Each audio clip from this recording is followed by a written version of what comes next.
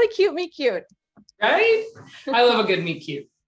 I love the ones that are like awkward and bumbling and more true to life, you know? Exactly. It's probably because I'm super awkward. I love it when one person just can't quite get their feet under them. And I love when it's, interrupted by little sisters, which are Exactly. also the best, but mostly the worst. Okay, so I'm interested to know where you came up with the idea for Jason Decker, this kind of guy. He starts off homeless, and he stumbles into a murder, into a mystery, gets kind of convoluted, and caught up in that, and then in this new book, he's kind of dragged into another mystery. So tell us about Jason and how you came up with him. Well, I guess you could call it autobiographical inspiration as opposed to fiction. I was homeless, living in Amsterdam in my Jeep with Calvin, my dog. And we did come across a crime scene, which led me to start thinking about the ideas for the first novel. And of course, it went off on its own direction. I never did fall in love with a serial killer, but maybe next time. I know. Where did you get this idea? What prompted you to write this one? Well, I did a degree in English many years ago, and when I was doing it, I really noticed there were just no characters that represented me, that kind of represented my thoughts, feelings, things I was interested in, and I was like, do you know what? It's a bit sad, really, that it's just not represented in the course that I did. And these characters of Siobhan and Cassie came to me, and we're talking literally, I mean, I'm nearly 40 now, so 20 years ago was when these characters came to me. And I kind of, they followed me around for many years. I've kind of heard their thoughts, their voices. And I was like, do you know what? I need to actually sit down and get these characters written, because they're always there. That was an awesome summary, except all I could think about was Xena Warrior Princess Mermaid. Yeah, that's basically Xena Warrior Princess. The Little Mermaid is the main character, Jet. I think that she's a good combination of those two. I'm sold already. How did you mesh all that together? How did you focus on kind of all these disparate elements and create one cohesive story?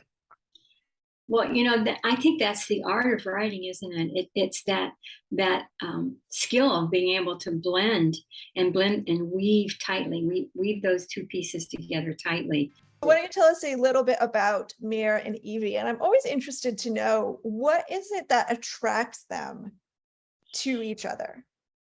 Yeah, so in this one, I think both characters are seeing in the other character something that they admire. And, I think that's sort of common in a lot of romances, that, you are attracted to someone who has a specific quality you admire. So, Evie is seeing how Mare is pushing forward and is that active type, and Mare is seeing that Evie has some smarts that she wished she possessed. She does actually possess them, but she doesn't think she does. Why did you choose this time period and this setting?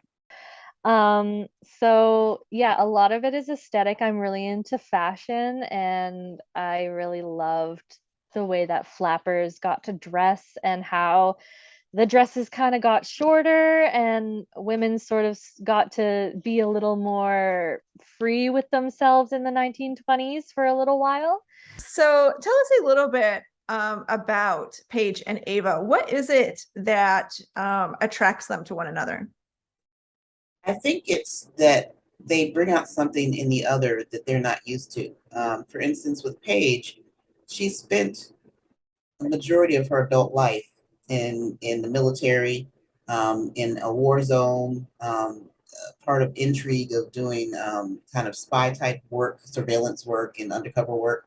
So she's now looking for some peace and quiet in her life. And she's gonna get that, right? Nah. your romance is really relatable. I mean, that's the part of the story where the readers can see themselves in these characters. What is it about their love story that you think readers are going to relate to? We all have secrets. We all have something that we fear will prevent us forever from being happy and finding love and having a future with someone. What might separate Tristan is that she's certain of it. She's certain that a future with Liv is impossible, while Liv is young and idealistic and ready to walk through fire for this woman that she has fallen for so hard from the beginning. How are young adult relationships and expressions of love different to what a reader would find in an adult book? Well, obviously, you can't do the full in-depth love scenes in a YA novel, but it's funny. You have to remember how it was to be a teenager when everything seemed like it was the end of the world. So if you got into a fight, it's like we're never gonna make up. This is it. This is over. So you have to make sure that emotion's always on the edge on every single page. Yeah, because when you the whole my life is ruined, right? That exactly. If anything's wrong, if anything goes wrong, it can't be fixed. It's over forever, and everybody hates me. And so I had to remember how it was when I was 16, 17 years old, and if something went wrong for one day, it's like my life is over. Yeah. So that was fun actually tapping into that again.